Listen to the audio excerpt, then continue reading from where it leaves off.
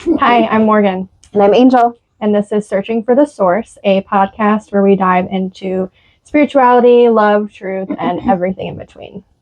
Sounds good. So today we're going to be talking about some pretty heavy stuff. As you probably saw from our intro, before our intro, please make sure you go back and read and pause if you skipped over that. It's very important. So today we are going to be talking about pornography and lust. We may use code words such as corn or cornography just to make sure that it is safe for the AI filters. We don't want any of this to get, blocked. So, and if we use it on other forms of social media, we want to make sure that it's also appropriate. If you have littles running around, please make sure you put them away or watch this later. As a parent ourselves, we just want to make sure that you have that fair warning. Today, before we start diving into actually what we're talking about, I would love to introduce to you my wonderful husband, Jonah, who has been on a journey that everyone in the entire world needs to hear. So before we get started, I think that we're just going to dive into what exactly lust is and what we're really going to be talking about today. So the definition of lust is a passionate, strong desire for something. The Bible often talks about the lust of the flesh, and it's a passionate, strong desire for something. It doesn't have to be sexual. You can lust for food. You can lust for specific activities. You can lust for money.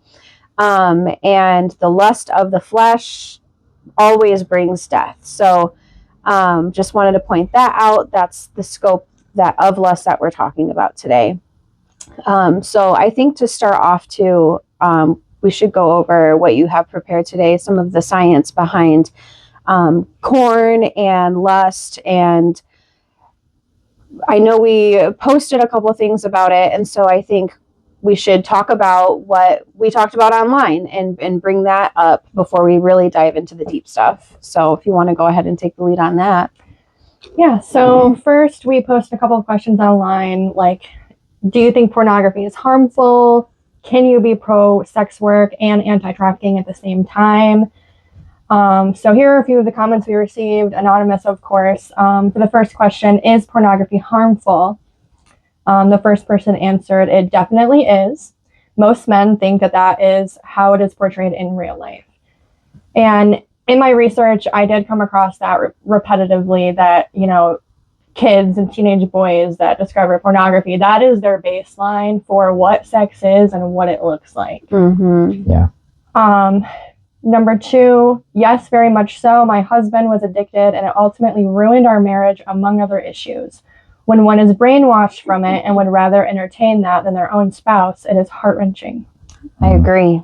Yeah, and again, that's another thing I came across in my research was it negatively impacts relationships. A lot of people end up having lower relationship satisfaction, things like erectile dysfunction, because they're just desensitized to what real intimacy looks like. Yeah. And then just to clarify, like a lot of the research I did, I do have sources if anyone is interested in that. I didn't name them all because there were so many this time, but anyone that's interested, I can list those at the end. Those are good. Yeah. Our third, I think it's necessary. I would not ban it, as people have physical needs that they can control or not. And if they don't control it, what could happen, which I think was implying sexual assault is what I got from that comment. That's what it sounds like. At the end, I think it's a taboo subject and people will never tell the truth as they know that they'll be judged. Because of that, there is no resource for people to go to who need it, for the ones who watch or the ones who do.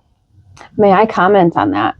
So I want to reassure the person or the people that do have this viewpoint.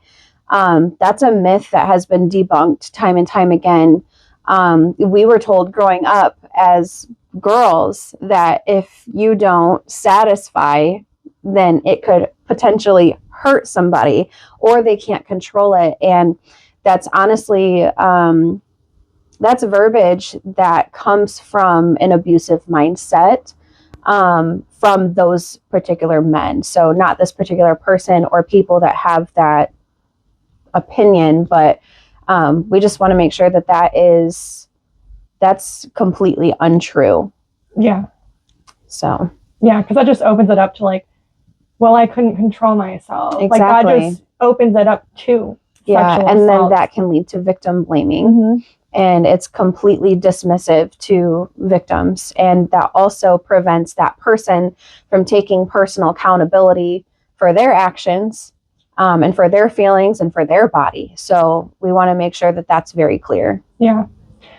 Plus, normalizing it just makes the behavior happen more often. So, like, I know one thing that came up was like sex dolls, for instance. At some point, there were children ones being made, and people thought, oh, well, that's an outlet for people that have those urges. No, it perpetuates it and normalizes it, and it's going to make it happen more often. Yeah, 100%. And to the point of like, there's no help for it, that's completely untrue. There are specialized therapists for this kind of thing that you can go to and who specialize in porn addiction or things like that out there that you just need to do research on it. There are resources 100%, and there are people who tell the truth. Not everybody wants to hide and stay stuck in this, which is why we need to talk about it. We need to expose the truth, expose the research, and then expose the spiritual aspect of it too, and what Jesus has to say.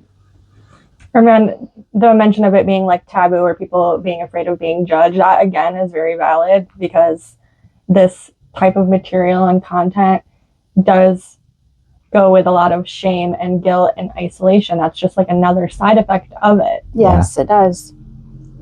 So the last comment of this question, yes, it is. It normalizes sexuality that would not be normal. It is an active exchange of energy, more of a siphoning from the people in the films, leaving them lifeless and empty.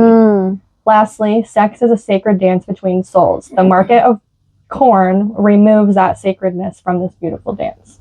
That's an incredible perspective. Yeah. And I specifically want to comment on the spiritual side of it that it talks about in siphoning it. You know, there's a reason why there's so many commandments I couldn't even tell you that have to do with sexual activity itself in the Bible.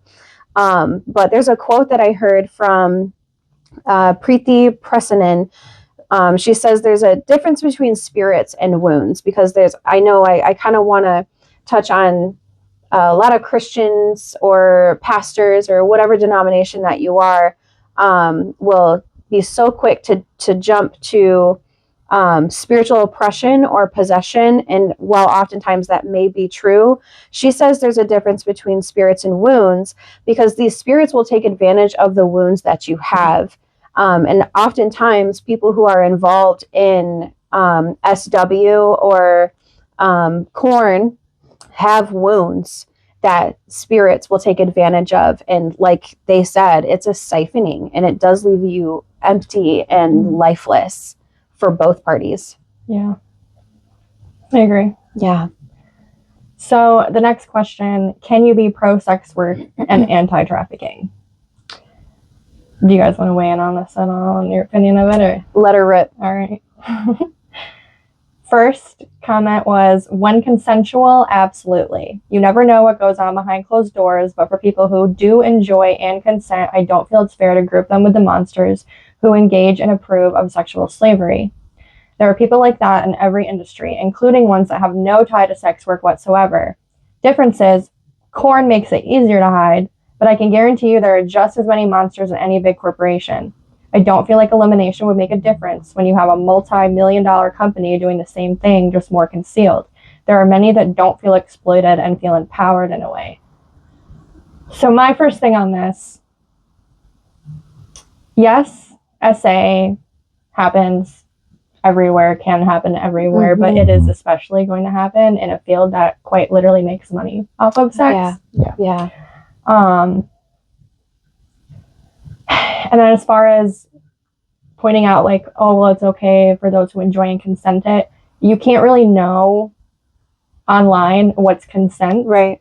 because it's not always like a woman being like held down and tied up. Like somebody could be holding a pew pew behind the scene that you don't know about, and then they look like they're complying. Yeah. Many of these women are caught up in being like financially controlled and abused, Right. so they're complying for so many unseen reasons. Just because it looks like they're complying does not mean they are. That's a really good point. And, you know, especially like we also have to look at if the people who do, if that's something they do enjoy behind the scenes and they want to share as a couple, that doesn't mean that you have to post that.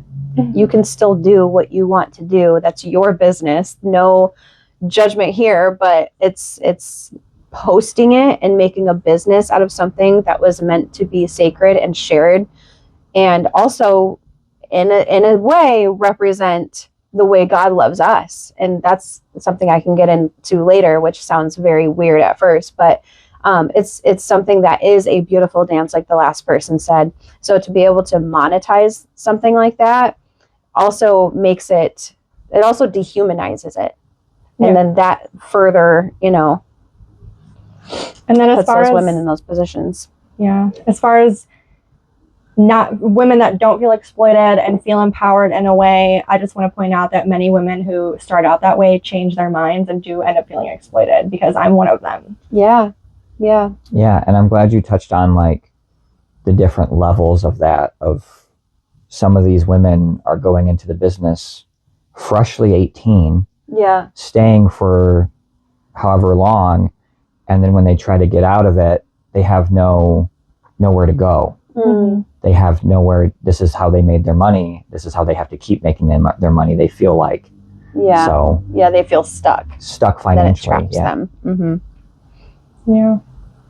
So the second comment, agreed. They said, you're right. And they referenced the Dr. Phil show they watched years ago, where women had been groomed to think that they were like filling a need for these men, helping them, and that throughout this experience, their thinking was adjusted, their eyes were open, they saw the light, and ended up like seeing their worth and turning away from it. Yeah. The third comment, it's been a life-changing industry for some. Even if it's not for everyone, I'm all for women being in control of their own bodies and what they choose to do with them.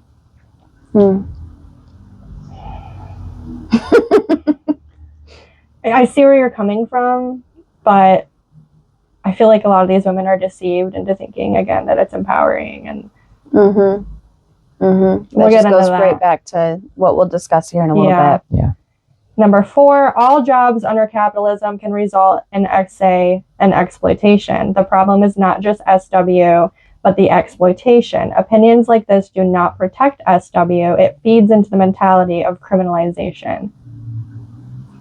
Again, yes, SA can happen anywhere, exploitation can happen anywhere, and it does, but it's happening more in a field that's making money off of it directly. Yeah. Right. And just because it happens everywhere, that doesn't make it okay. You know, that's something that you and I discussed the other day is, you know, if it's normal in one field, that doesn't mean that it's okay. So, sorry. All right, I'm going to read off one of the statements that was given to me by an ex-SW worker before I kind of dig into my own personal experience. What I learned from making spicy content is the more exposed you are, the more your privacy gets correlated with exposure. They start to go hand in hand. What should stay behind closed doors is now out in the open for spectators. At first it's fun, it's fiery, it's making a pay to play. Then it turns into play acting, oversharing, and losing yourself. Losing your sense of why am I doing this and why do I need to? Wow. Wow. I just want to also say to the person that wrote that, the bravery and the accountability, you're so strong for all of these women are so strong for giving us the opportunity to be able to make your voices heard. There's such healing in that. So yeah, there is.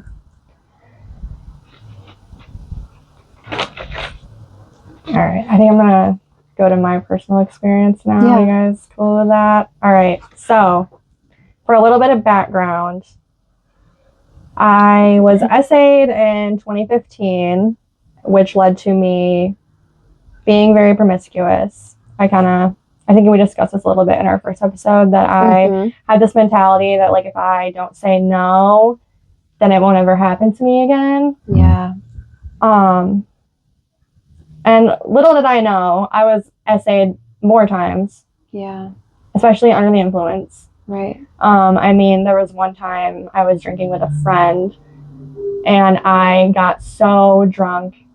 I didn't quite black out, but it's fuzzy. But I remember, like, going into the bathroom and getting sick. I'm, like, leaned over, puking in the toilet, and he just, like, comes up behind me and starts having sex with me. And in my mind, for a long time, I was like, well, I didn't say no. Well, I didn't fight back.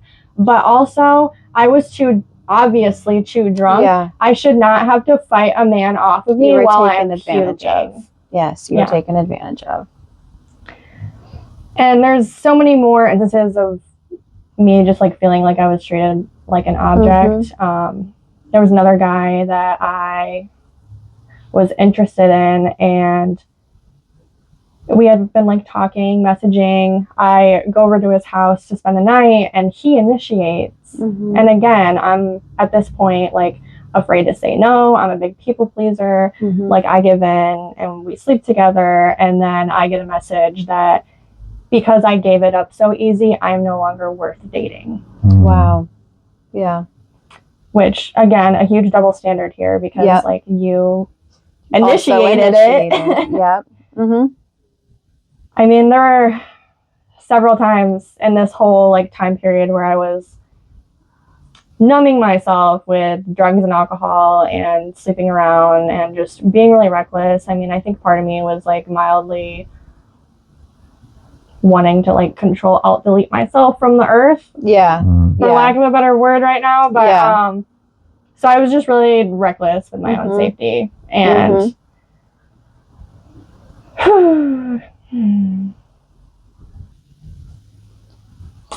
I had also lost my friend group after my essay because my best friend didn't believe me.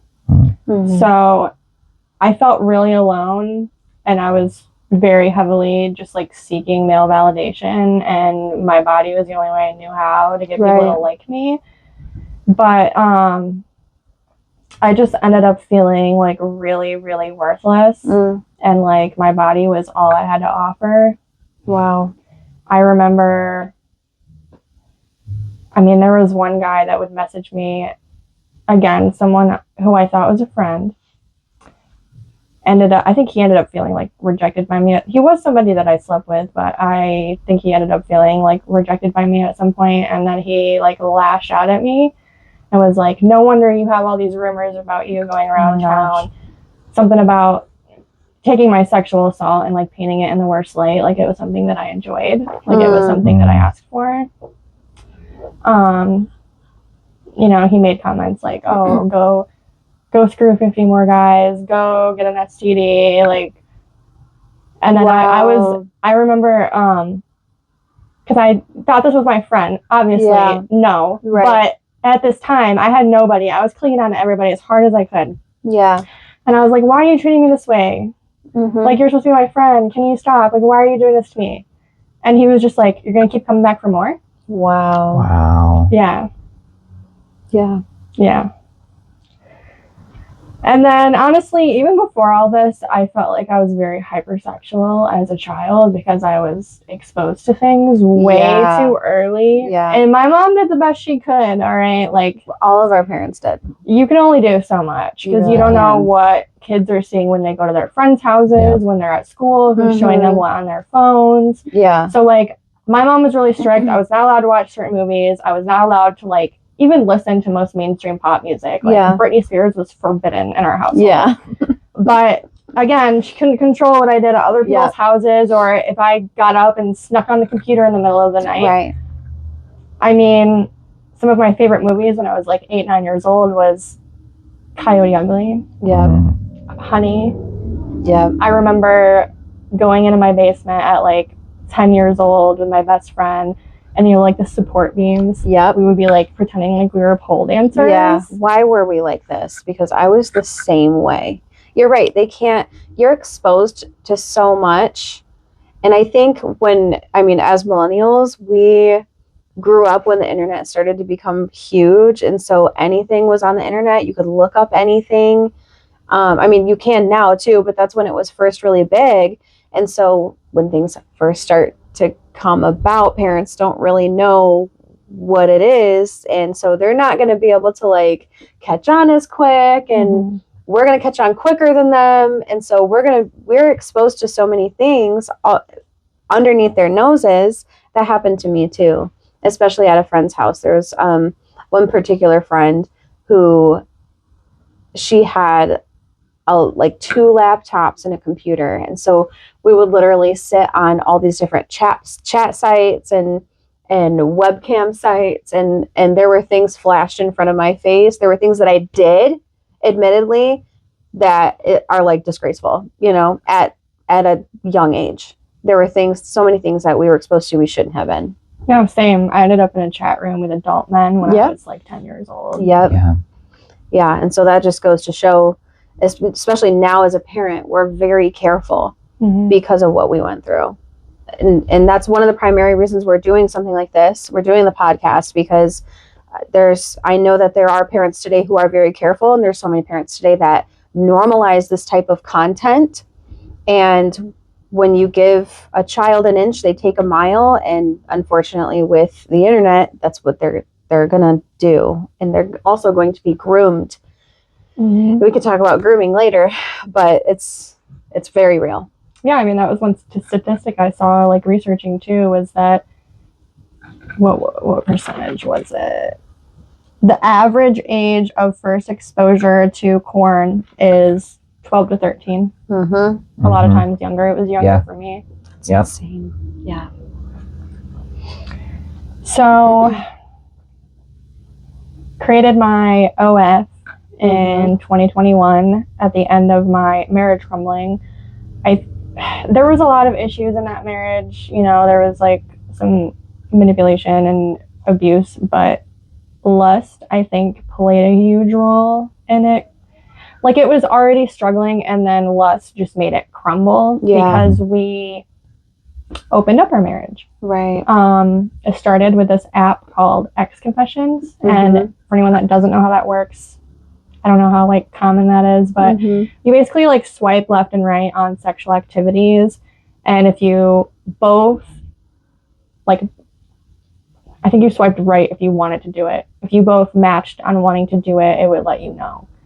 So we swiped on ones that involved other people, and I was like, well, I just did it to see if you would do it, and he said the same thing, and then we were like, and then we did open up our marriage, and it fell apart in like less than a month. Wow.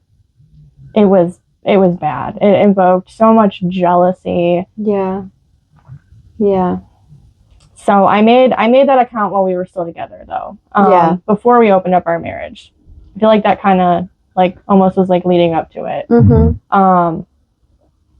So we separate,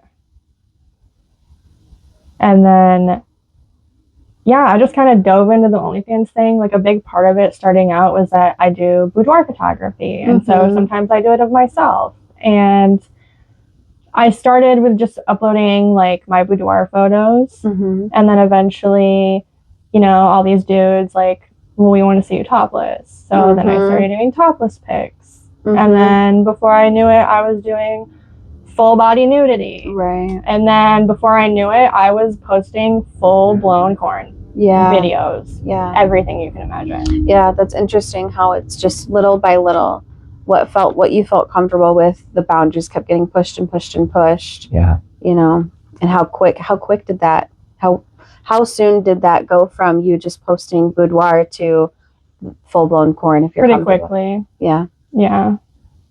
So it's that temptation too, because it feels in the moment. I'm sure you felt empowered and you were like, oh, this is working, and I really could like make something out of this. Because I also, when I started it, I was struggling with my body image. So I was like, this is a way for me to feel sexy, to feel empowered, to Yeah. stop like judging my body so much, Yeah. seeing how much other people want me, seeing all Yeah. these guys subscribe to me. But then I noticed like I couldn't really keep subscribers just posting boudoir photos with lingerie on. Right. Like people Right. want to see more and more and more explicit content. Wow. Yeah. Yeah, I was going to ask if the financial side of it was a big like playing factor of you keeping going as well. Like how well did that supplement the income to change those pushing boundaries to convince you? Yeah, so I definitely noticed I was having more subscribers if I was more readily posting like for instance, I think someone requested like a feet tickling video, or they'd request like, oh, I want to see you do this. I want to see you. So like more personalized. Mhm. Yeah. Yeah. Or they'd like tip me. I had someone gift me like a neck to, Oh wow. and then Yeah. I want to see you use that. Yeah. Because I had like an Amazon wish list on there that had like lingerie and like all Wow. sorts of bondage stuff that I Yeah. intended on making content with. And so when someone gifted it to me, I made content with it. Yeah. Wow. The monetary side, though, I did make thousands of dollars. Yeah. Was it worth it? No, Right. Yeah. absolutely not. Right. And it's like, it not only is it monetary, but the emotions and the validation, it didn't last, you know, Mhm. I'm sure. So after a while, it's dipping, you know? it absolutely did. Yeah. At first, Yeah. I was like, okay, I'm feeling better about my body. I'm not hating it so much. I'm Mhm. feeling sexy. I'm feeling wanted. And then it quickly turned into, I am an object. Wow. I am just something pretty to look at. Yeah. And you can pay me to do whatever you want for you. Right. Right. Mm. Right. And it was very demanding. Like, you had to be posting like almost every day to keep people subscribed. So like just constantly taking pictures, constantly making videos, constantly like getting on there and interacting with people. Right. And that's another thing. I feel like lines can get blurred really easily. Yeah. So like for instance, I had somebody come on there once. I had, it was like an alter ego for me. I went by Violet, Mm-hmm. and I had someone come on there who was a stranger. And they're like, I found your personal Instagram. I know your name's Morgan. Can I call you Morgan? Oh gosh. Ooh. Yeah. That's scary. Yeah. Because again, you don't know what's willing and what's not willing in that industry. Right. That's Mhm. obviously a breach of your personal information. Yeah. Yeah. And obviously, I knew that people that knew me were on there. Right. Because the thing about OF is it's not like Pornhub where you can just scroll and scroll and scroll through different content. Like, you kind of almost have to like know who you're looking for and know their link. Mm. Gotcha. So you almost are forced to promote yourself. Yeah. Gotcha. So like I had a Reddit, a TikTok, an Instagram, multiple accounts. So it's Yeah. not just the OF. You have Yeah. multiple accounts to keep up on. Yeah. It's This so is a full-time job. exhausting. It Yeah. is. It's Yeah. exhausting. Wow. So I'm having to keep up on all these accounts. And then I think I also use like dating apps to throw Yeah. myself out there too. But then I would have people I heard of a lot of people doing that, like, oh, you can put yourself on here, you just have to be careful about how you word it. So I put like, I have a spicy account here. Mm-hmm. And then I would have people DMing me like, I saw you on this dating app. Like, I want to hook up with you. Mm. So Wow. again, more lines blurred. Yeah. People are trying to like get Fulfill- me to meet Yeah. them. Fulfill a fantasy for them. Mm. Yeah. That and, then people were sending me pictures. And I'm like, Oh, yikes. like, this isn't an exchange, Right. like, I don't want to sext you. You're subscribing to me. That Yeah. doesn't mean that it's still an unsolicited picture. Yeah. Even though you're seeing me in a sexual light doesn't mean I want to see you in a sexual light. Yeah. Yeah. Yeah.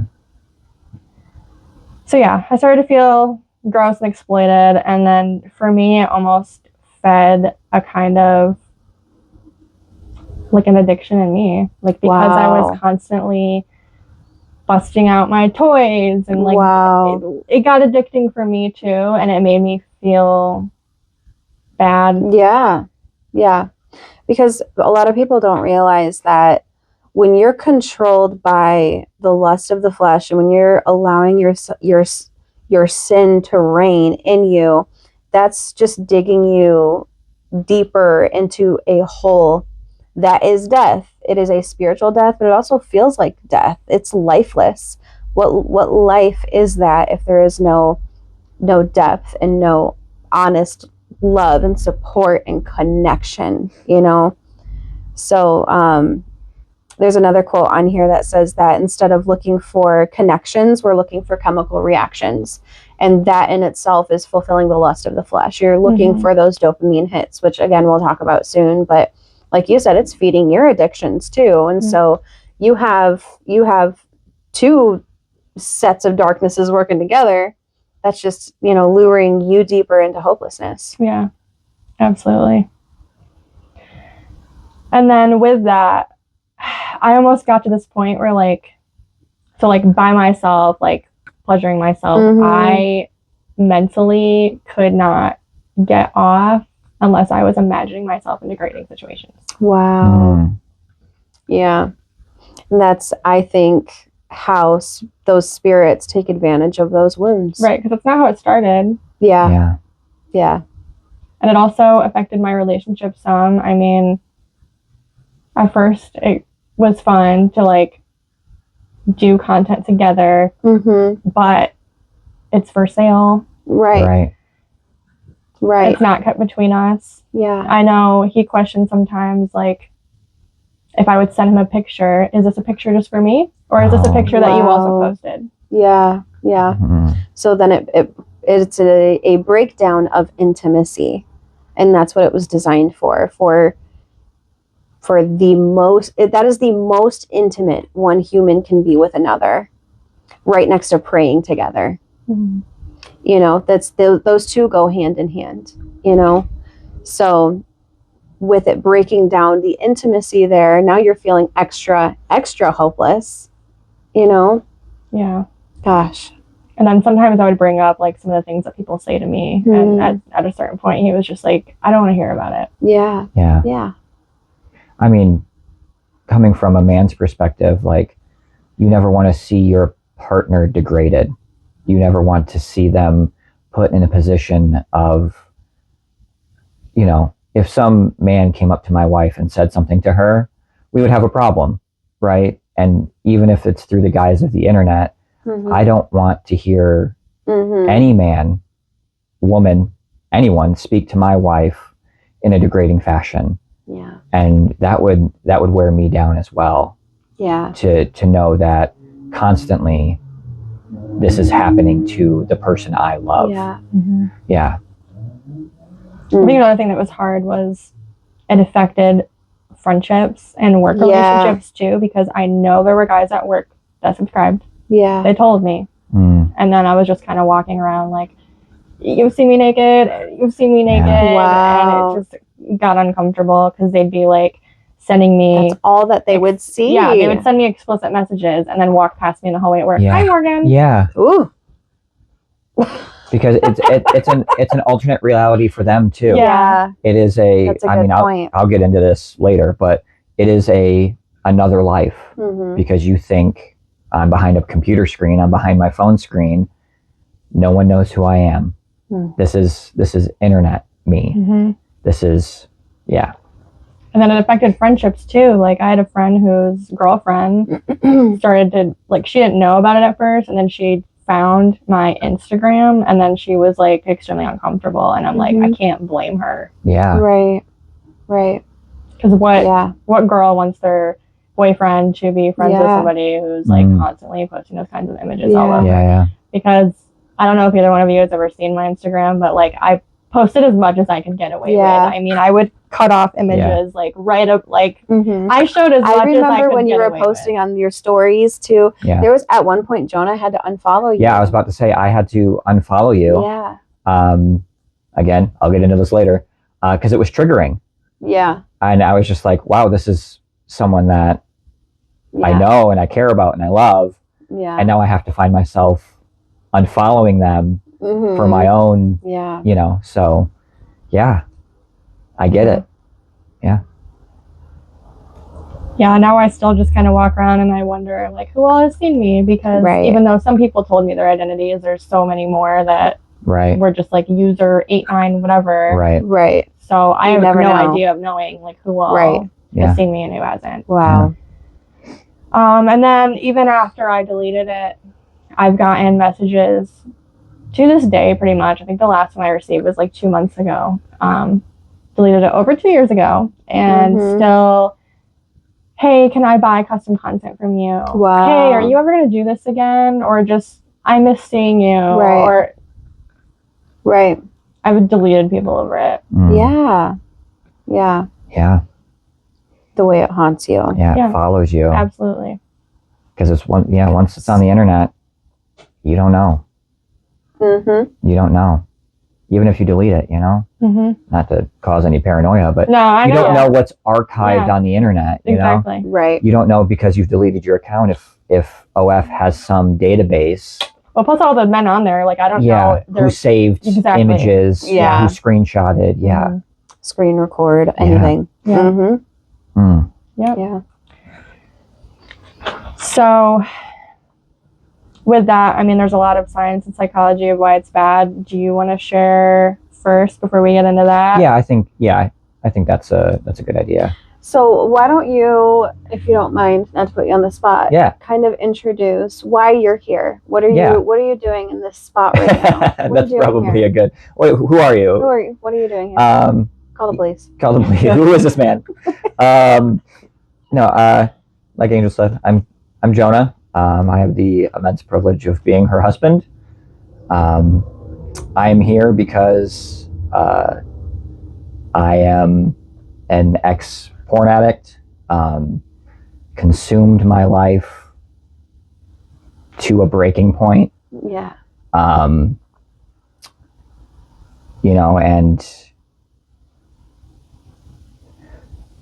I guess I'll just go back to where it started. I'll go back to the beginning. When I was 7, I was groomed for 2 years by a family friend's oldest son. He was 16 at the time. That's how I was introduced to porn. He would show me explicit images and content, and then would ask me to act those things out.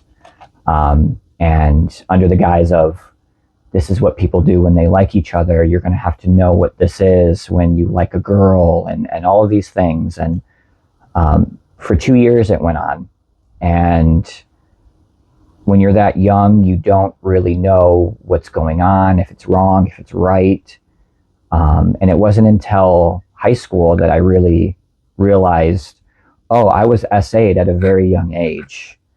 And being shown those images at that age reshaped my neural pathways right then and there. I was addicted for 27 years. No, I'm not that old. 23 years. And just constantly, whenever I could find it, when I was 7 or 8, I was searching for this stuff on the internet, trying to, just thinking it was normalized. And I went through all of high school, all of my adult life, hiding that, hiding behind it whenever there was discovery with my parents. Again, I love my parents. I have a great relationship with them. It was met with shame and anger.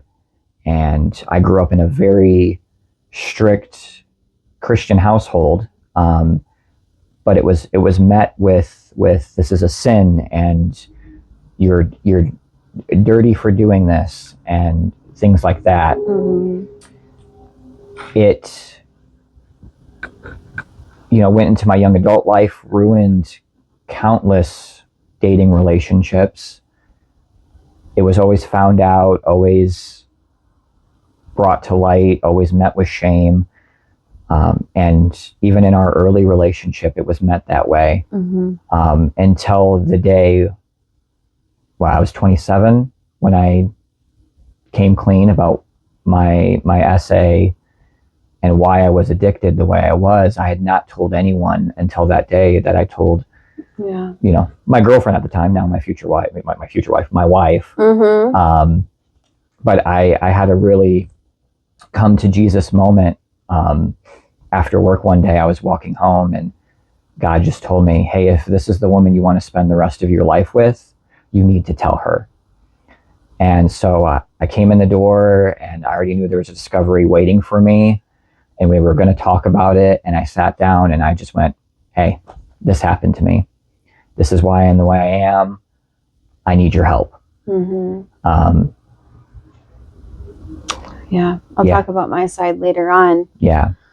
It was a very groundbreaking moment. Yeah. It was very tough. It was very tough, but it wasn't met with shame. It wasn't met with anger. It was met with just unconditional love. Shortly after that, I told my parents who did the same thing. They embraced me. Mhm. They really helped me through it. So that's why I'm here. Yeah. And I am the consumer. we've learned a lot since then, Yeah. you know, and like Morgan was bringing up specifically the psychological facts, you know, what are some stuff that you've learned since then psychologically? Yeah. I went through 2 years of, you know, Yeah, it was addiction like therapy. more off and on, Yeah. but like specifically addiction therapy, parts work. Parts work. We did a lot of parts work. But yeah, I mean, some of kind of what I learned there is that, you know, when you consume this content, it spikes your dopamine levels so much, more than food, more than nicotine, more than regular sexual activity. And it lasts for hours. So it's literally overloading those dopamine receptors in your brain, rewiring how they work and killing them. So that when you do things that you would normally enjoy, you find no enjoyment in them. Yeah. It got to a point where I'm a big video game guy, didn't want to play video games. I'm a big family guy. I didn't find enjoyment playing with my kids, spending time with my wife. All I was thinking about was my next hit. And it really gets to a point where it consumes you and where you don't even realize that you're so far gone. And I think that rewiring your brain is hard. It's hard work, but it's worth it. It's worth it. And it takes, like you said, it's hard work. It takes strength. This is in no way, shape, or form to excuse the behavior, but this is to bring to light the horrible psychological and, I mean, sociological results of this thing. Yeah. This addiction, this spirit, this genre. You have to take accountability for it if you're a consumer. And the women who are involved in producing also have to take some sort of accountability and really know what they're getting their hands into, because not only is it causing harm to yourself, but you're also holding hands with, you know, the death of a marriage, or linking arms with shame. Yeah, shame's a big part of it. You know, I think a statistics I read is like 93% of people who say that they're addicted to porn stay in their cycle because of the shame associated with it. It creates this never-ending loop of consume, feel shame, consume, feel shame, consume, feel shame, to keep getting that fix. If I just keep going, I don't have to feel anything. You know, unlike other substances where you have to have an effort to go get it, it's always right in front of you. I remember when I, you know, told my parents about my essay and my addiction, my dad said to me, I wish you were addicted to alcohol, because you can stay away from alcohol. Yeah, it's so accessible. He goes, I didn't anything, Yeah. anything can trigger you. A bikini shot, Yeah. Yeah. you know, seeing someone at the store, anything can trigger you at any point. And that's what I was saying is I had to literally unfollow people. You know, the Bible says that, you know, in 1 Corinthians 6:18, run away from sexual immorality in any form, whether thought or behavior, whether visual or mental. Mm. And that accountability that we're talking about is you have to cut it off. You know, Yeah. just like in Matthew, where Jesus giving the Sermon on the Mount, and he says, but I say to you, if anyone look upon a woman in lust, you've already committed the sin of adultery. And he goes on to say, if your eye sins against you, gouge it out. He's not telling you to really gouge out your eye. He's saying, run away from it. Yeah. Do whatever means necessary to make sure that you're ridding yourself from the sin that you're stuck in. Yeah. There were moments in our life where I thought I was going to have to take your computer tower with me to work. It was literally something we and talked it about. wasn't out of control. It was something that we sat down and we were like, is this something that we have to do? Yeah. You Yeah, we talked about turning the internet off when she's not home. It was that bad. Mhm. And when you realize it, that verse was my come to Jesus moment, my Saul on the road to you know, Mhm. moment. I had heard that verse of, if you look upon a woman in lust, you know, you've already committed the sin of adultery. My whole life, I wasn't married. I didn't care. I wasn't committing Mhm. adultery in my mind. Mhm. That's how I came to terms with it. Mhm. Was, I'm not married. I don't care. Da da da da da. And it wasn't until probably a year and a half ago, when we really just surrendered all, Yeah. I read that verse. And I had that moment of, I am a adulterous, fornicating man by doing this. I am Mhm. betraying my wife, Mhm. Mhm. and I don't want to be that. I'm not that. Mhm. And that's when grace comes in, and Jesus goes, you're right. You don't have to be that. Let me show you how, Yeah. you know? So, whew, Yeah. yeah. So what are some other psychological facts? Yeah, I mean, kind of what he was talking about with like the brain's reward center. That was Yeah. something that I found too about Yeah. that, creating the dopamine, creating the pleasure seeking, and that you end up needing more stimuli, Yeah. more and more. I mean, that's where a lot of, I think, the like aggression and violence comes in too, is like it stops Mhm. being satisfying and you need it to be more extreme and more extreme. Yeah. Yeah. And I noticed that in myself too. Like I said, like Mhm. I ended up getting to, like, I think at some point I realized that I didn't want to support like watching it myself, so I would just kind of like close my eyes and use my imagination, and I just like imagine myself in like increasingly degrading situations. Yeah. And at some point I was just like, what is wrong with me? Well, there's something going on. Yeah. And then I again felt very big feelings of like shame, and I remember I Yeah. sent you a video where I just like threw all my stuff Yeah. away one day. Yeah. Yeah. 100%. Yeah. I mean, it's, yeah, the aggression,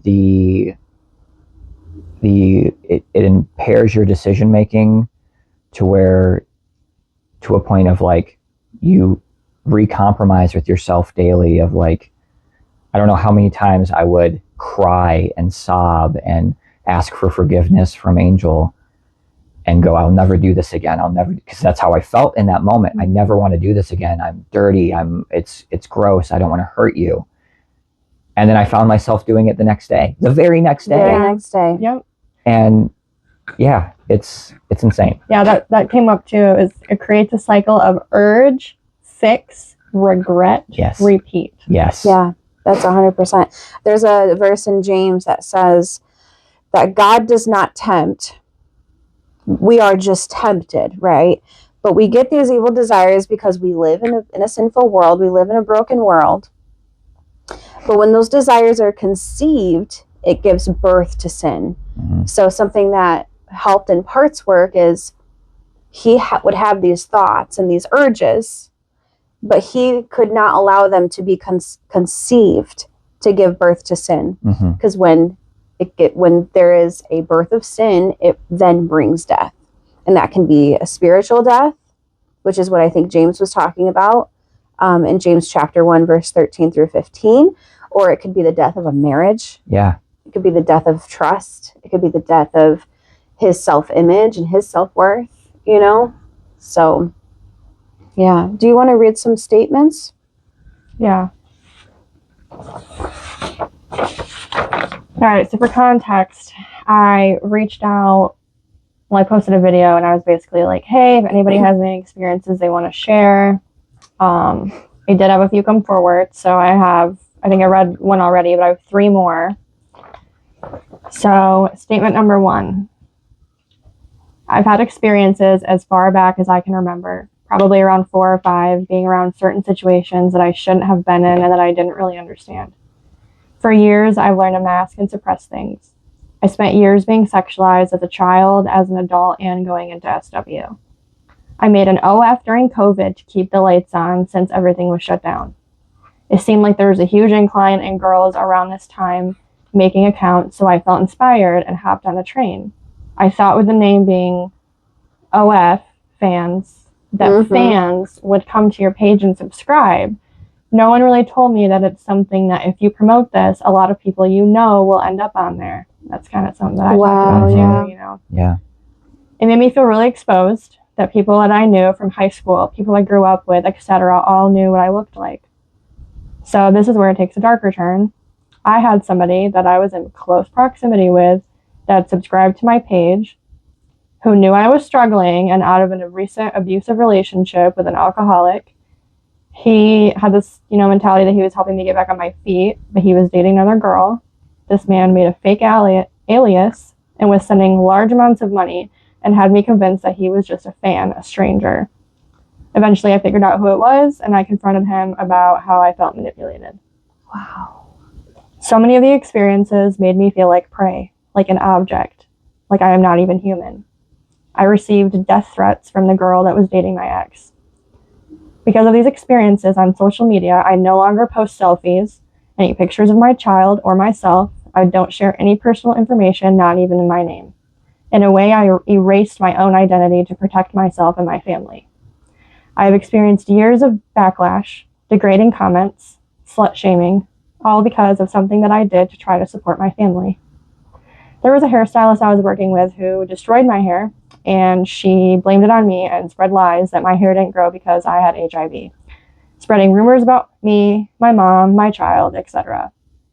I got to a point where I didn't want to leave the house. I didn't want to see anyone. I lost so many friends. I was constantly reading things online about me that were completely false. Looking back now, I wish I had more guidance and more friends that actually cared, because no one tried to step in and defend me at all. And at this point, she started choking up. So this particular person sent me a voice note, and I sat down and typed it out as I was listening, and she started choking up and was like, I'm sorry, I'm crying. I've been holding this inside a really long time. And I was crying while I was listening to it. Because I relate to that a lot. Like, I remember back in my days of, like, sleeping around and drinking, like, I just wish I had somebody. Yeah. It ruined everything. It changed my life dealing with all these malicious people. It made me want to crawl in a hole and disappear. It made me wonder why I'm here. It has crossed over into everything from relationships, friendships, and work. Sometimes I wondered if that's all I'm here for is sex. There were so many times that I was drunk, high, or just disassociated because I couldn't handle what was going on. I was there, but I wasn't, making choices that weren't really me. I stayed around crappy people because I was convinced that I didn't deserve better, or was conditioned to believe that. I went into a really deep depression. I tried to commit myself, but they wouldn't take me because I was self-aware, not combative, and seemed normal, just exhausted from the stress. And then she just ended with, I could write books for days on this topic. Yeah. Mm. Do we want to keep going with statements, or? Yeah. All right. Statement number 2. Honestly, dancing is easy money, but it's super degrading. We're all supposed to put on a pretty face, something we don't do every day, just to please a man for money. 9 times out of 10, the men we beg for the men we dance for beg for more. Everyone assumed that we traded sexual favors for money, and that's not true. Most of the dancers are married, in a relationship, or have kids, and they just have no other option but to work in a club to pay bills because a sitter is not available. The nights are exhausting. Most days you could leave with $100, you could leave with $1.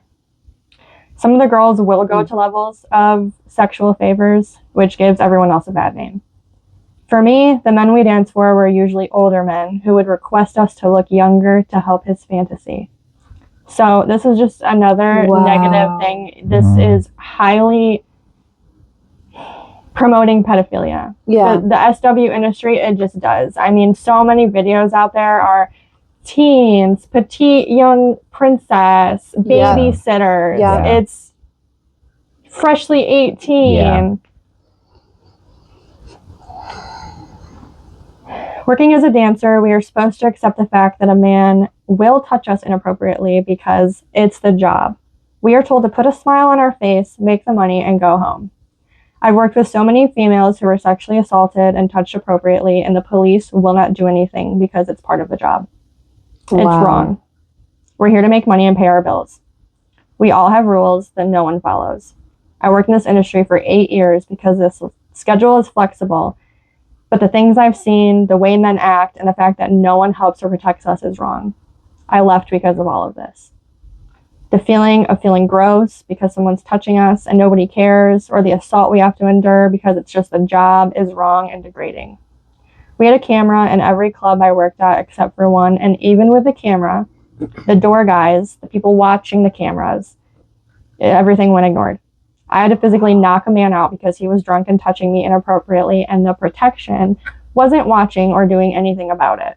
And I got fired from the club for protecting myself. Wow. All men prefer younger. It's a whole fantasy. And if you don't allow them to touch you, you make bare minimum. Dances are $20 a song, and you only get 15 of that. The rest goes to our DJ and door guys. It's not worth a simple $15 a dance to endure so much. I've brought attention to the owners of how men treat us, and we get nothing except the simple response of, it's a part of the job. The last club I worked for, not only did we deal with inappropriate customers, but we also had to deal with a 50-year-old boss who would kiss us on our cheek, smack our butts, and even push a microphone up to our nether regions. Jeez. We worked in the club to be treated as an object and not an actual person. I liked the pole. I loved learning new tricks, but the second I was forced to dance for a man, it made me uncomfortable. I would do everything in my power to only dance on stage because it was the only time that if we were touched wrongly, like the whole club saw. Mm-hmm. Not just a camera hidden in a small room, but everyone watching. We were only protected on the floor. Worst part is, the co-owner would offer $1,000 to sleep with him. If we wanted to not pay a door fee, a DJ fee, or a house fee, it was give me something in return. Wow. They hire little girls, 18 years old. They allow them to drink, bring bottles, get drunk, and even purchase drinks for them. I've witnessed someone literally having sex in the VIP room, and they did nothing but block the door and let them complete the dance. Wow. They do not care about anything as long as the club is making money, and they get the money to pocket themselves. Always an object and nothing more. They see you as nothing more than someone to assist the men. The club is literally a cover-up for men who like them young and know that they won't get in trouble for sexual assault because it's part of the club. They get away with so much. If it happened on the streets, they'd be arrested for assault, literal criminal sexual assault. But in the club, they get away with whatever they want. We're supposed to have door guys that walk us to our cars, help us with bags, and 9 out of 10 times they don't.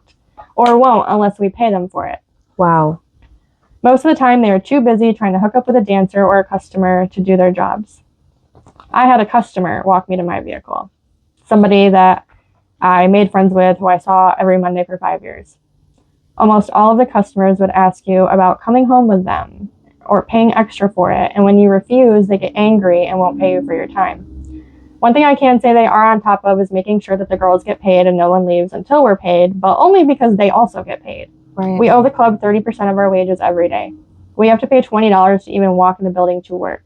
Wow. That's before we even have time to actually make anything. Holy cow. Every day we see door guys, bosses, DJs, basically any male employee having relations with the dancers or pressuring them to do so in return for not having to pay a fee to work.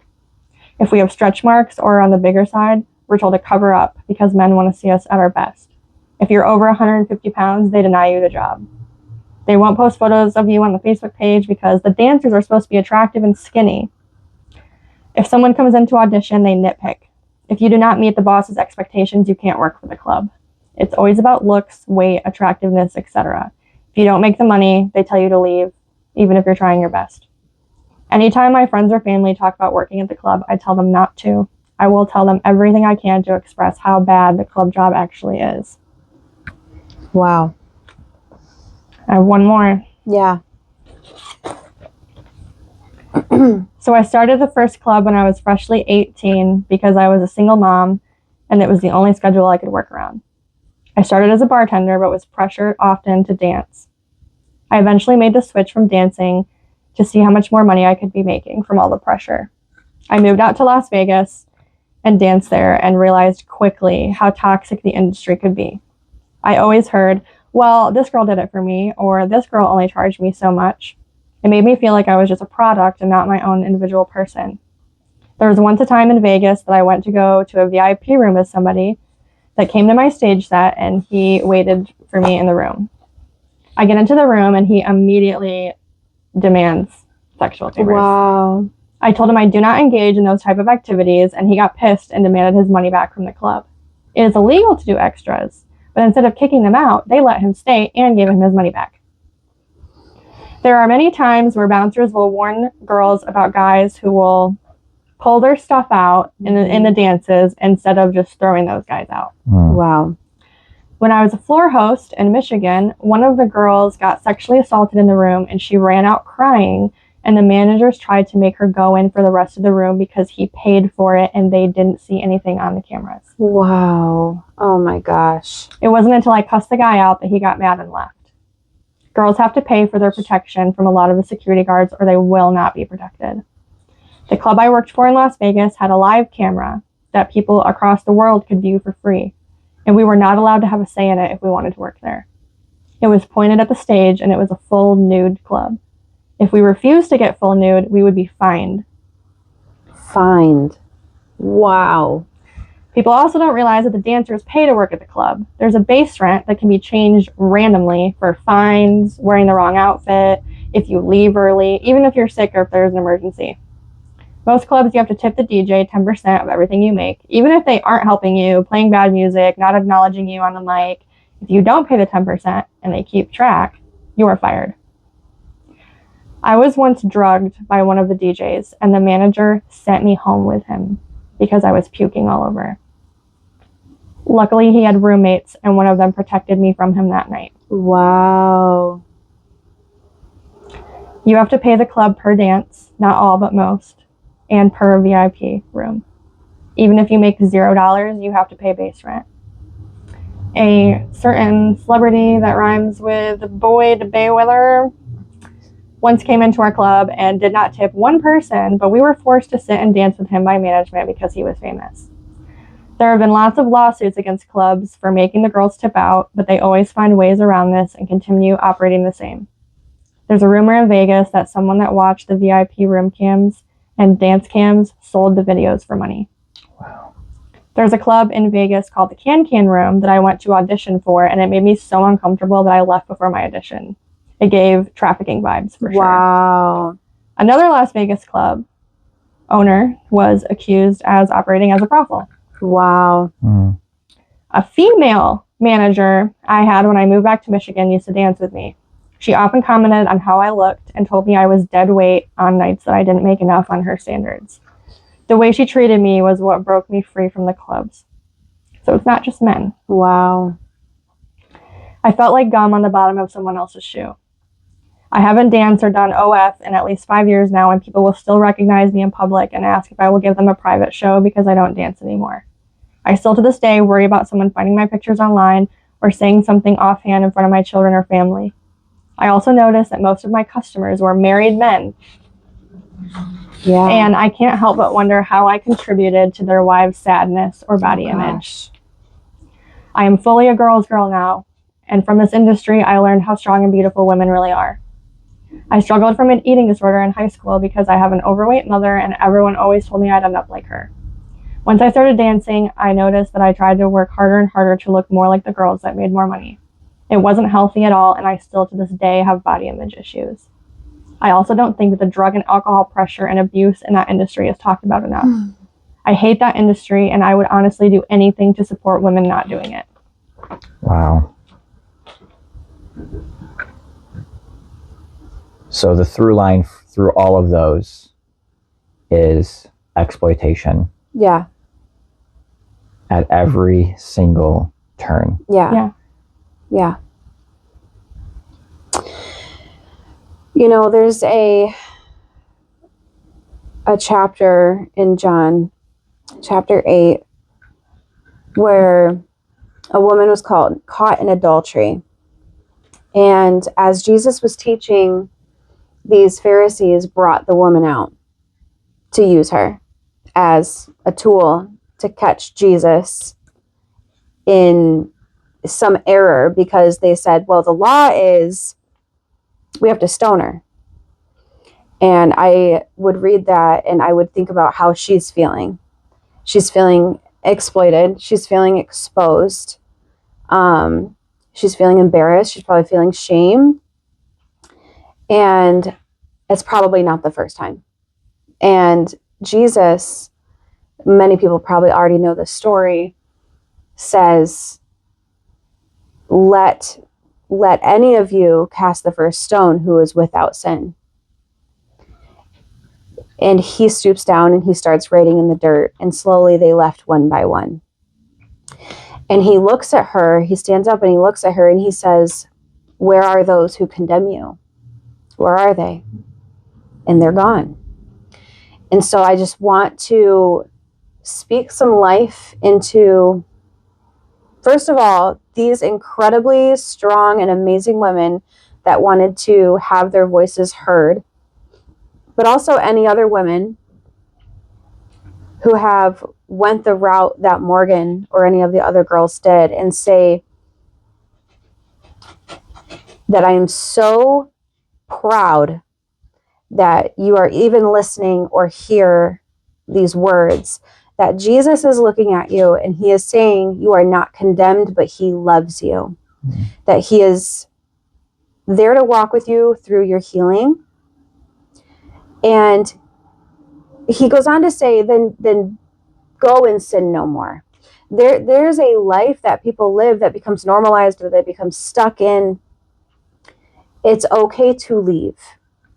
And we'll have some resources put up to maybe some lines or something for those women who feel like they are trapped in this industry. But Jesus is right there with you. There is no condemnation. There is no judgment. He meets you exactly where you are, and he loves you exactly how you are. So go and leave your life of sin, leave your life of death. And I think the part that got me too was the woman that said that she can't help but think about the pain that she must have caused the wives, because I was there. I was on that other side of that. Oh, I experienced that too. I know a lot of the guys that subscribed to me had girlfriends, wives, families. Yeah. I do want to give you an opportunity to talk about how being on that side, mm-hmm. how that affected you, how that, put us through the fire of our marriage, and our relationship. Yeah. And your, that way, if there is someone watching that is on the side you were on, Yeah. So I'll never forget the day that you did come home. And I remember calling your friends and calling your mom and where is he and what's going on? And you're literally walking home. And I'm like, did he get hit by a car? Like tempted to call the hospital, And, there were a few times, this was early in our relationship, so there were a few times where I did have those discoveries, and they were often met with the lies or the Yeah. excuses and, you know, gaslighting. And I just came from a marriage where I was consistently gaslit. And so it was just like, oh gosh, what am I doing here? Why am I even giving this the time of day? You know, but there's just such a love that I have for you, you know? And we tried everything. We did. We tried everything. Before Jesus, excuse me, there was so much, you know, I tried to control it the best that I could. I tried to, okay, if you could just get some therapy, let's start therapy. Well, that therapist isn't working. Let's try this therapist. I need some therapy. Let me get some therapy. And so Right. I'm trying therapy and I'm, okay, well, what are your passwords? If we're going to do this, if you want to be all in, I need all of your passwords. Yep. I need all of your accounts, all of your emails. Would do random check-ins. Oh gosh. It would be, you know, this cycle of finding things, denying it, and then me pressing in and pressing in. Like the evidence is right here. Yeah. And it was a survival tactic for me Yeah. because of how it was treated as I was a kid. You know, we Mm-hmm. sat down and went through this, and, you know, through my therapy, I'm like, I want to tell her, but I just feel so like I can't. And Yeah. it was how it was dealt with as a child and through my early relationships. And which is no Yeah. excuse, obviously. For sure, but that's what we had learned Yeah. in this experience. And so me being the control freak that I would, okay, well, if you're feeling that way, what can I do to help you feel less cornered Mhm. and to feel like you could trust me? I soon learned that you did have to build a sense of trust in me, although again, that does not excuse Right. the lying and the gaslighting. It became very, very toxic for a very, very long time. How we ended up getting engaged, no clue, but I did it. You did. And then we got married, and it was all throughout all of this. It was years. We've been together for 8 years now, and it's been 6-ish years of this. Yeah. And I became completely obsessed with needing to do checks on your stuff. I became an anxious mess Yeah. over who you were talking to, what you were looking at. If you were in the car too long without me, what would you be doing? I began to detach myself from you emotionally. I got thrown into such a deep depression because I felt like I can't compete with those women you're watching. I can't even begin to compare myself with some of those women or some of the things. And it became, you know, just another dig at my self-confidence, you know, and it really chewed us up and spit us out. I was afraid that you would find somebody else, you know, being in different chat sites Right. or whatever, that you would just like up and leave, because that's what my ex did, you know, finding somebody better and younger. And, you know, so, and then another thing on top of that, I think the part that hurt me the most was that our intimacy had become Nothing. nothing. I felt like I had to share you with the world. And I started to feel used myself, because if you're consuming this and it has to do with sexual activity, then our sense of intimacy must also fill that void. Mhm. And so now I have these thoughts of, is he thinking of somebody else? Does he want what I found on his computer earlier? Should I try that? You know, it was, now our time of intimacy was filled with anxiety. Yeah. I had so many outbursts of anger. I had to grieve our relationship. And multiple times I'm searching apartments and I'm Googling, you know, different jobs that I could get, that I could bring my kids to, because I'm planning on leaving and I don't know how much I can take of this. We spoke about divorce even after we got married. We spoke of breaking up for years, but then we started speaking of divorce because things would get better. I would start to develop a little bit of trust, and he started to open up a little bit. I would have a discovery. We would talk about it. We would utilize the tools that we both learned in therapy to help with our emotions and our communication, and even some trust exercises. But it's like, what is this seed what are these roots that just don't seem to be withering? Right. It's just not going away. So after trying to come to multiple compromises all the way from, do you want to watch it together before Jesus? You know, that was wild. That it Looking back, was. that's wild. I'm like, listen, if you're going to do it, at least like, let's do it together. I was willing to push my boundaries just to have some sense of safety and emotional safety, and which is toxic. Don't do that.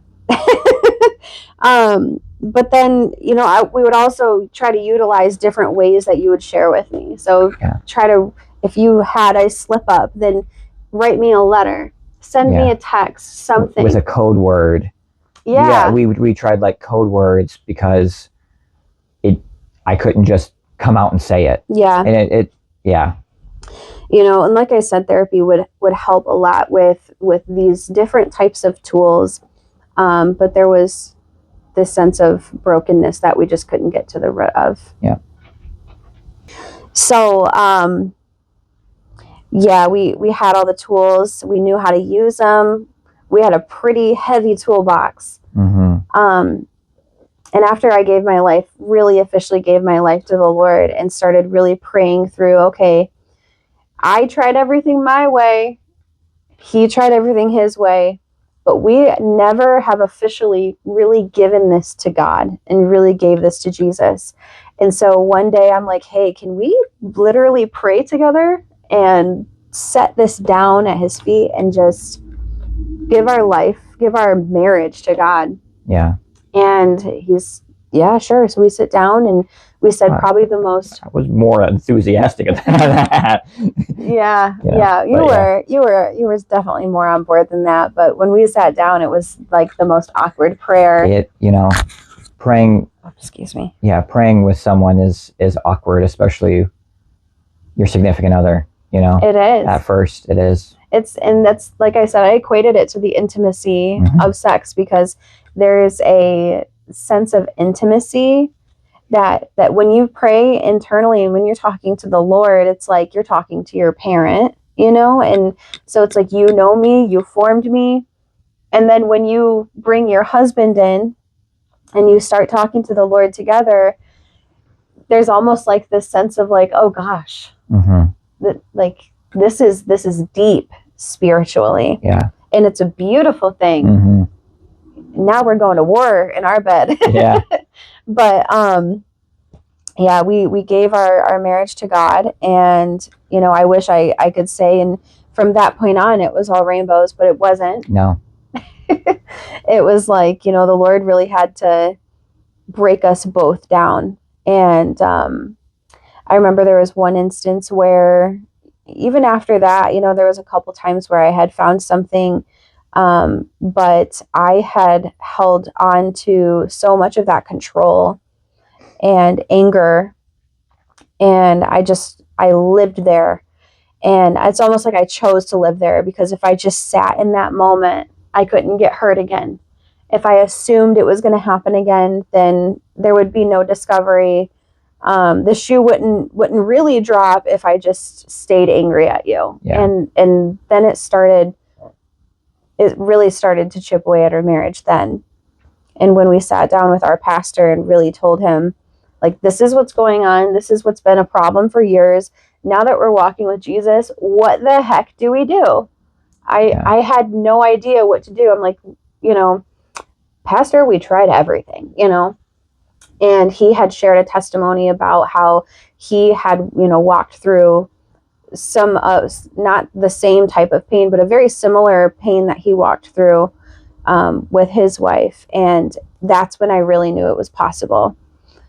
when you carry trauma that is so specific, like a betrayal trauma, it makes you feel so alone. I carried this alone for so long.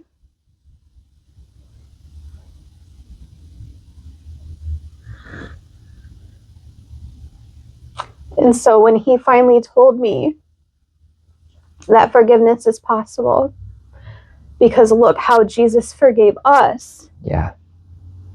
And that's how we're supposed to forgive. That's when the bitterness has a place to release, and you can start carrying that light yoke that he talks about. Yeah. So that day, we probably were in the room for 2.5 hours just hashing out every emotion, and he had asked so many questions, and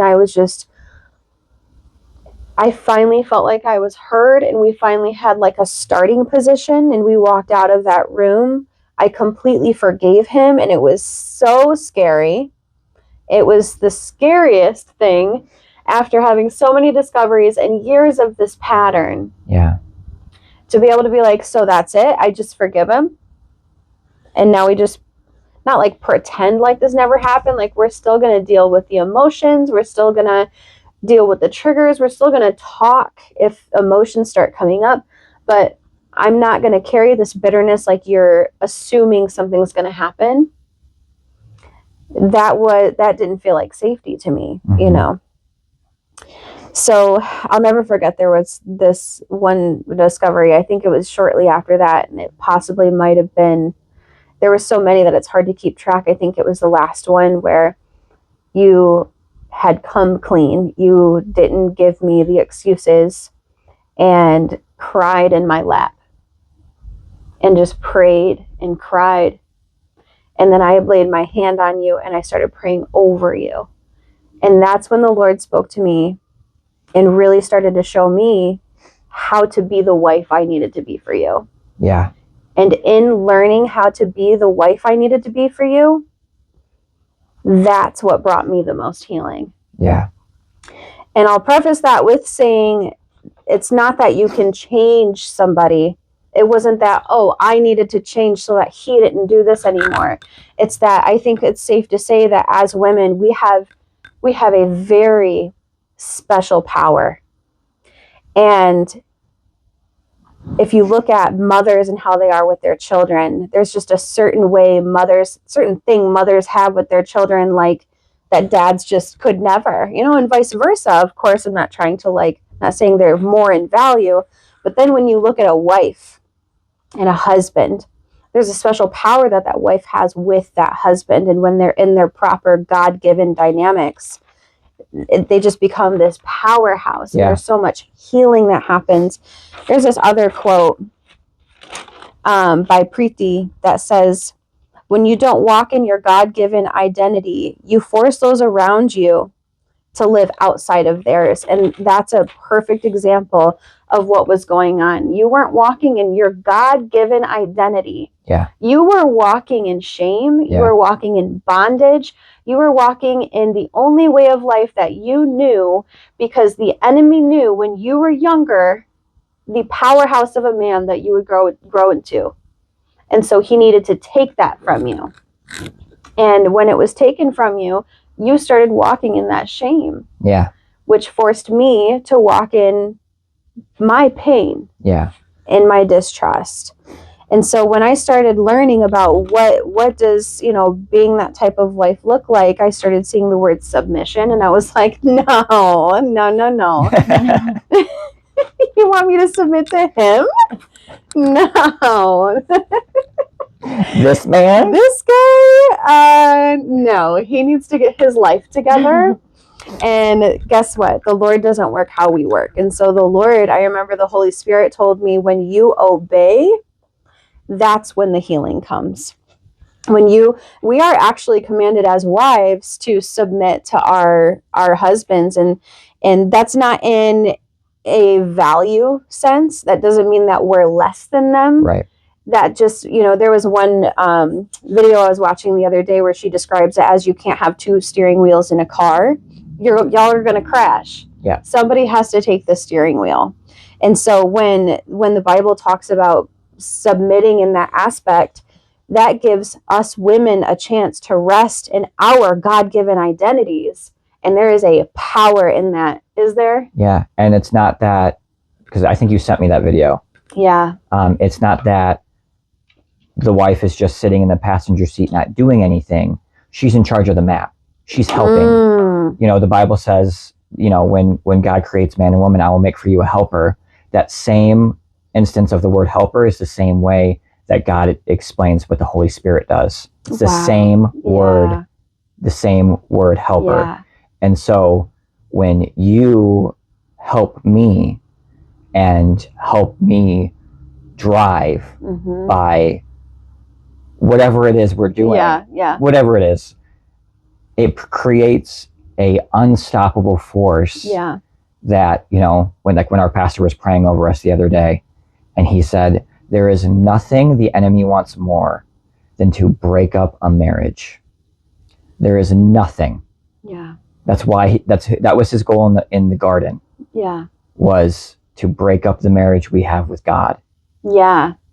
And so if marriage is supposed to, in a sense, reflect the love of God and his love for his people, of course, he wants to destroy that very image. Yep. And of course, he wants to keep me from being able to forgive him or him from being able to forgive me. There's a power in that.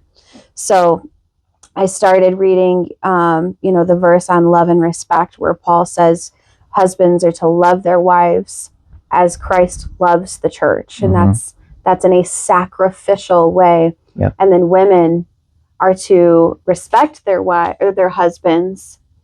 And that, again, goes to the word submission and respect. Women don't like to hear that. No, that's cringeworthy. Yeah. And it's like that for a purpose we'll talk about later on. But again, there's a reason why women don't like that. It's because there's power there, and the enemy wants to keep us from stepping into that power. And so once I started realizing that his identity became hidden behind a mask that he developed, I started speaking to him and treating him the way Jonah should be treated, not the mask. So as soon as I realized Jonah's hiding underneath that mask, I could love on Jonah. I could respect Jonah. I could treat Jonah the way God sees him, not treat Jonah the way my trauma sees him. And so when I started speaking into him, praying into him, and loving him instead of that mask, that's when he was able to really take that off and step into his God-given authority. And again, I'm not saying that women have the power to change men, because if you're being abused, if you're being taken advantage of, if that man is unrepentant and he's not willing to say sorry and apologize and do the work and take responsibility for his addictions or how he's treating you, that's a completely different circumstance than what he and I went through. Yeah. Completely. I just want to also give a little disclaimer. Always work when you're facing stuff like this. It's always wise to have that, not only that spiritual covering, but that mental health professional covering as well too, because that can be mixed up and there could be a very fine line. So the Holy Spirit actually taught me how to pray, gave me very specific prayers to pray over him. I would pray over him every single day. And the Lord started to tear me down too. And this was willing too. I told God, I don't want to feel this towards my husband. I want to see the marriage that you intended, because this isn't the marriage. I know you, if you're a good father, I know this is not what you wanted for me. And so I was like, let's see. I rid me of everything that I picked up in this journey, because I want it torn down. So when he started really tearing me down, my pride, my ego, he showed me what a marriage really should be and should look like, what a wife should look like in the Lord's eyes. And it's not a marriage that the world thinks They've got it so backwards. The world has it so backwards, and we were there. Yeah. We lived that the worldly marriage, and now that we're living this Holy Spirit filled marriage, I have never felt such peace. I have never felt so taken care of, so respected, so secure.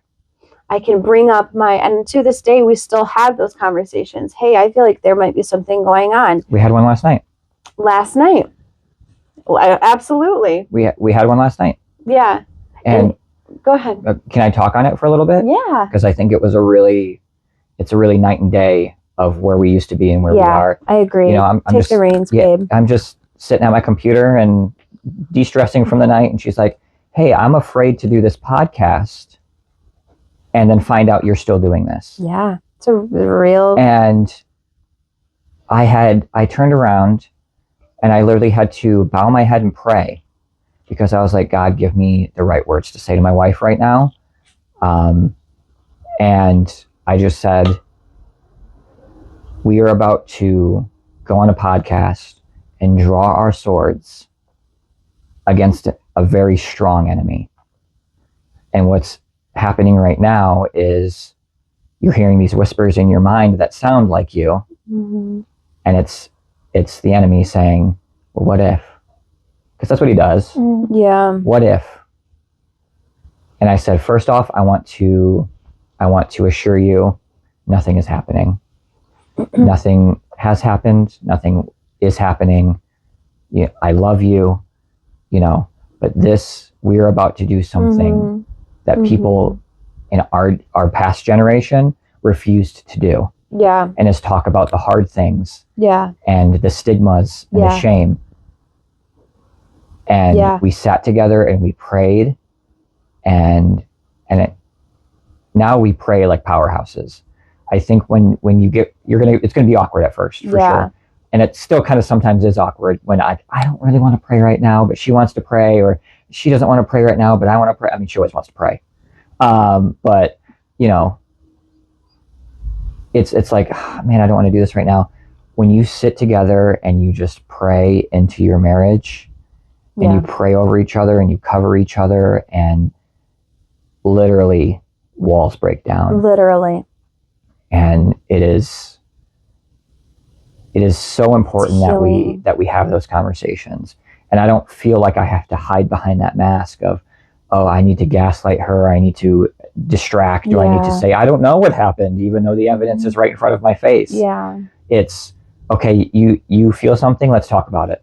Yeah. Let's talk about it. And that provided the safe space that I needed for him to put his walls down and to practice putting his walls down. It gave me the opportunity to just feel safe and build that emotional trust. Yeah. And before, what's really beautiful too in hindsight is before I could find that safety in him, the Lord showed me how to find that safety in Jesus.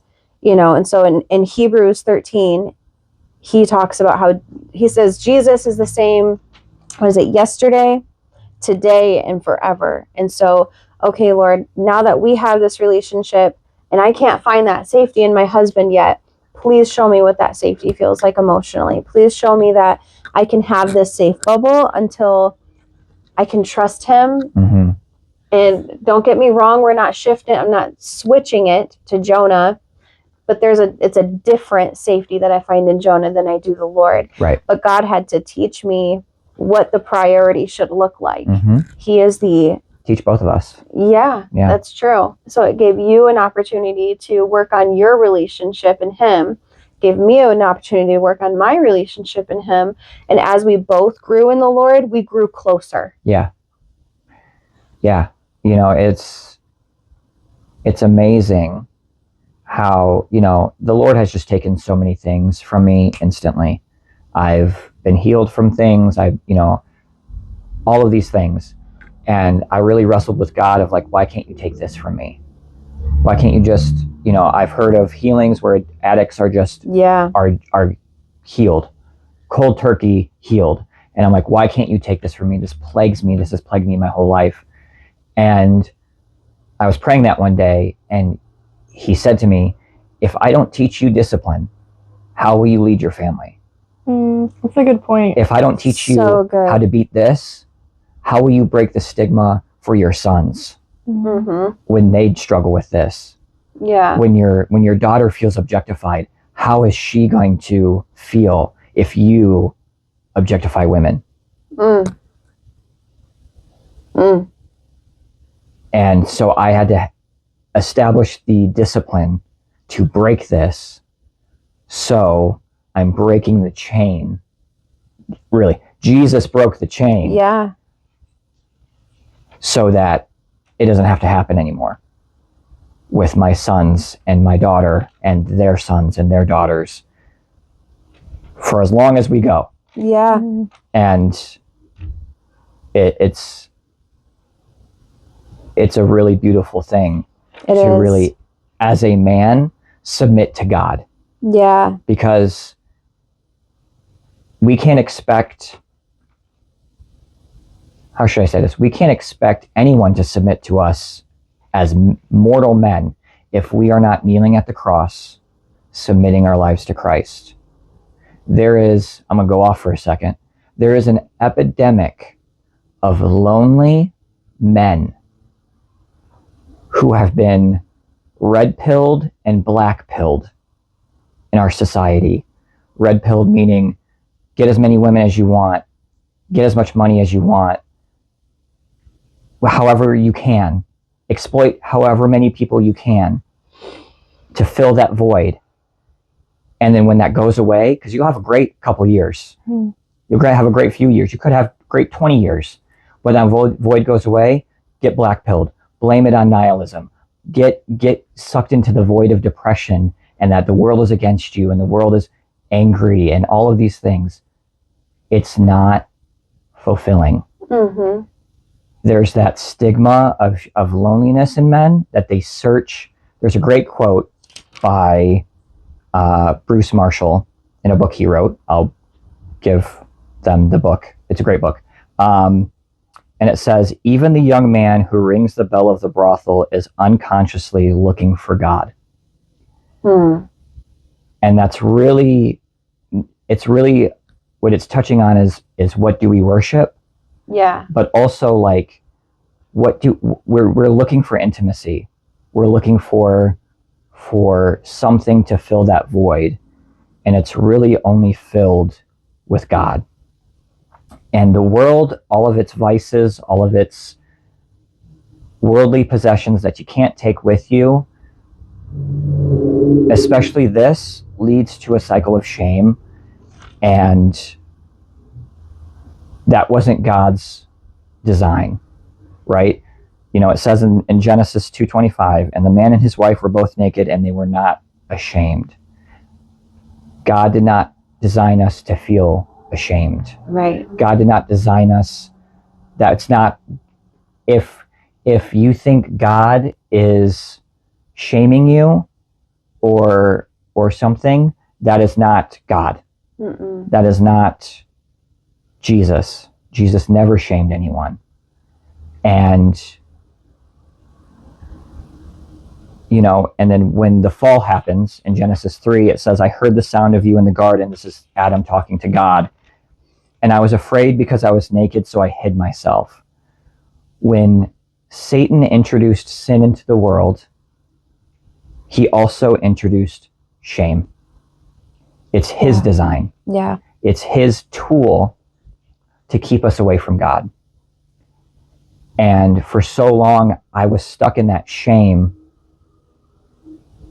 that I thought was God. Yeah. Because of people I looked up to spiritually shaming me Yeah. for what I was doing. Yeah. Youth pastors and all of these people shaming me when I was just crying out for help. Yeah. You know, and in Isaiah it said 54:4, it says, fear not, for you will not be ashamed, neither be disgraced or confused, for you will not be put to shame. When we come to the cross, there's forgiveness and grace. Yeah. Grace and shame cannot coexist. Right. Because grace is, you are absolved. You are fully forgiven. It is gone. After receiving the grace of Jesus, he does call us to turn away from those things. Yes. And Romans 6:18 says we've been set free from sin. We have no obligation to our flesh. Yeah.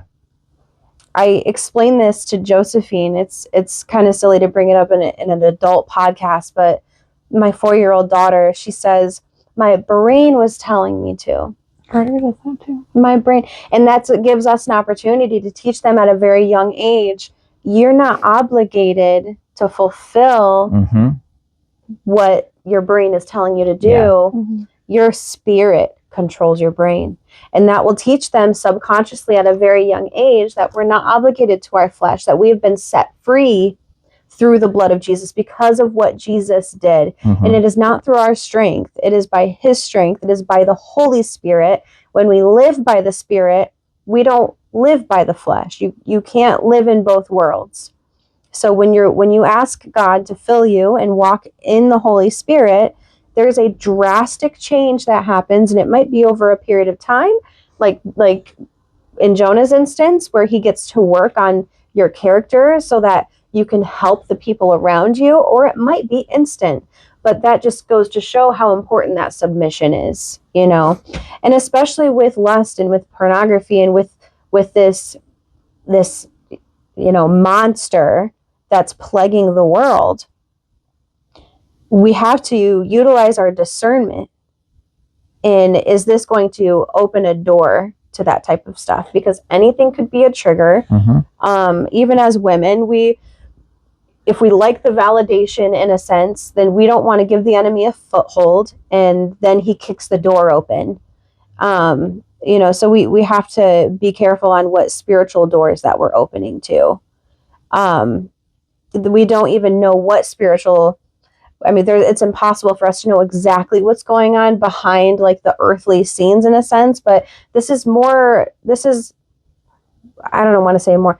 just as important spiritually as it is physically while we're here. In a spiritual sense, there's so much that we don't know what's going on. And so again, submitting to the one who does know, who does have that bird's eye view of life,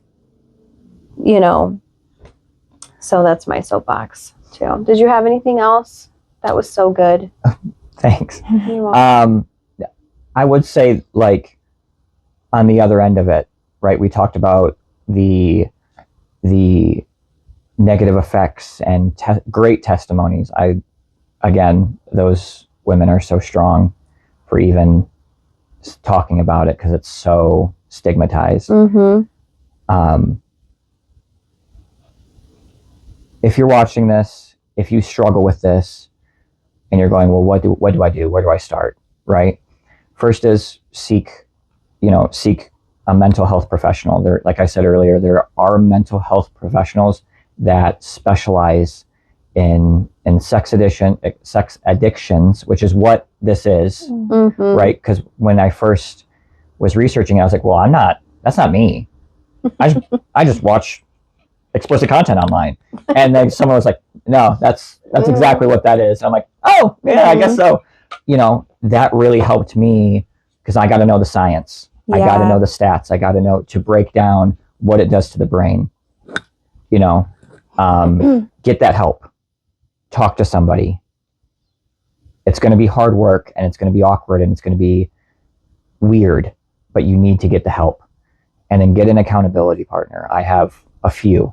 Yeah. One of our pastors is one of them, for the spiritual side of things. And it's just like, you have to be accountable in some way. Yeah. And if you are not at a point where you can be accountable with your partner, you have to hold yourself accountable with somebody. Yeah. And it really helped being accountable with somebody Mm-hmm. for me to open up to my wife. Yeah.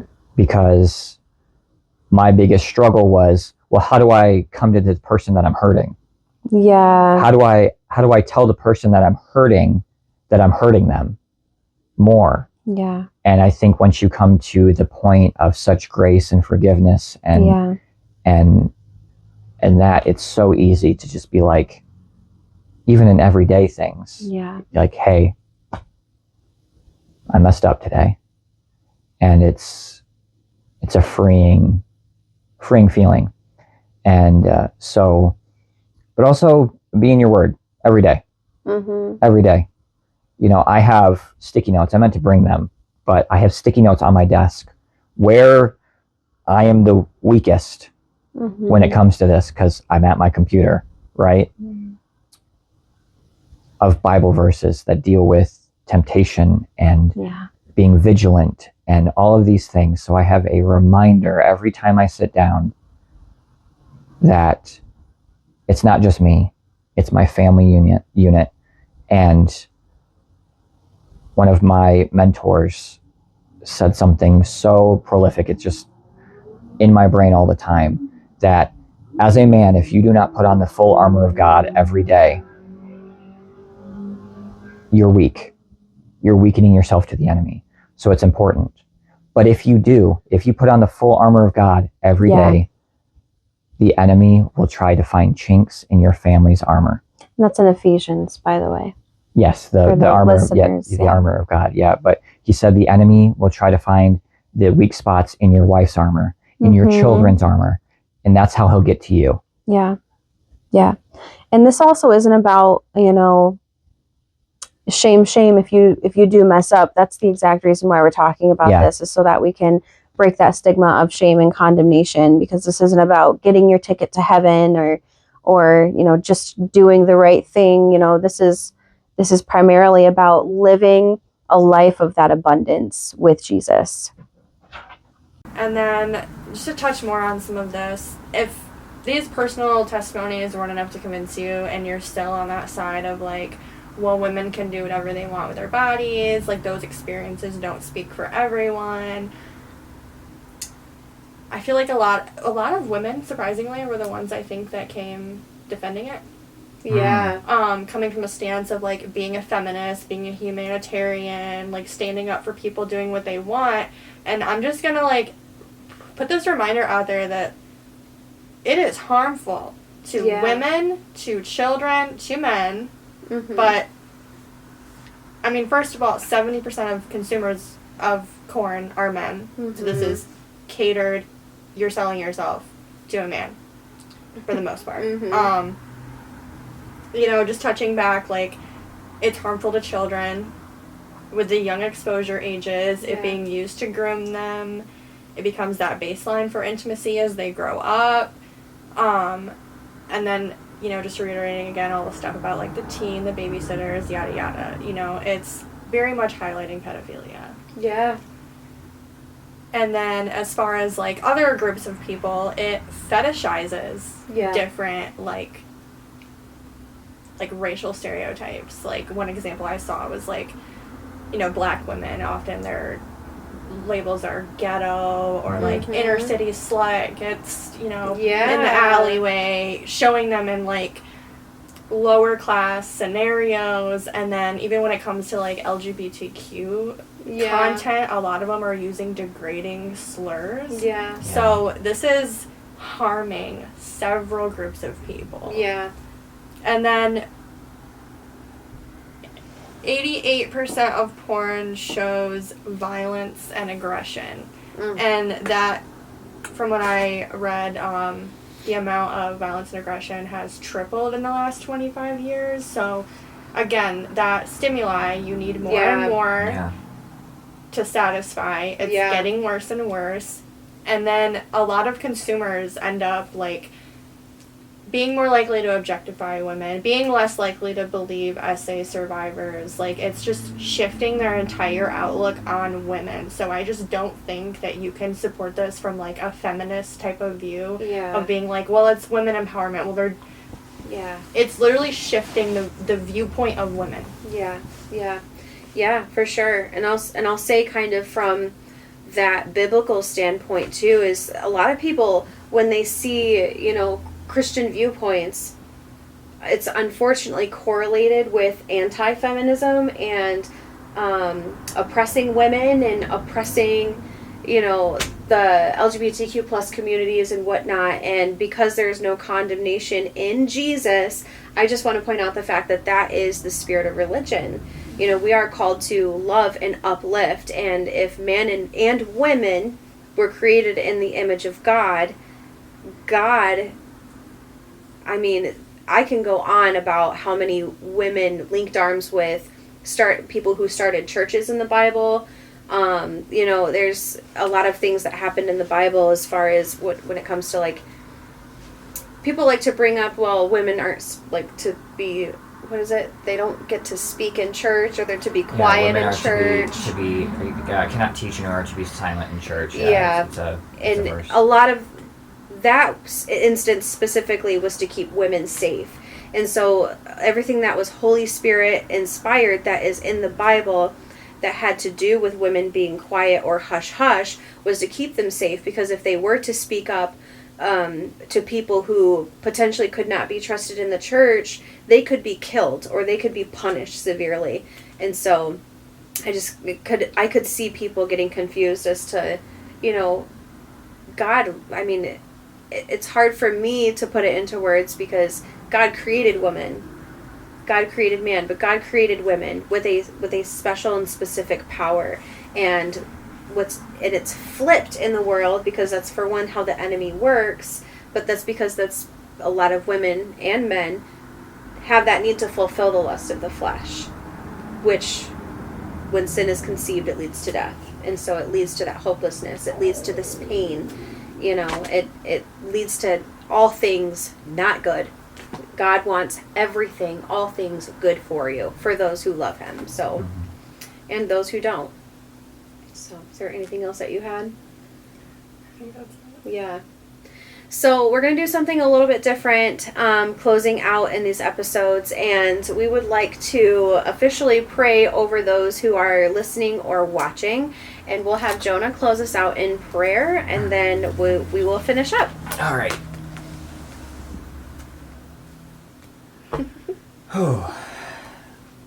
Dear Lord, we thank you for the opportunity to come together and share our experiences with this subject, this heavy laden thing that's happened to all of us through different perspectives. I pray for everyone watching that, whether on either side of the coin that they're on, that they got something from this, that they can take something away, that our testimonies can be used for your glory, and that we can see freedom from this. I pray that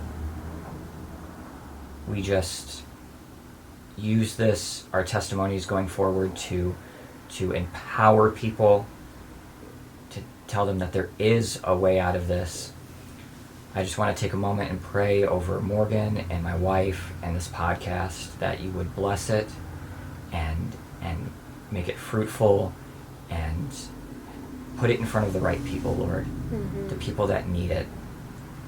I pray this all in your name. Amen. Amen. Well, thanks for watching, guys. Thanks for sticking with us. I know it was kind of a long one. It was a heavy one. If you have any opposing views, or if you have any encouragement even, please feel free to comment or send us a message. We'll be also posting some sources for those to help out, and just keep an eye out for our next show.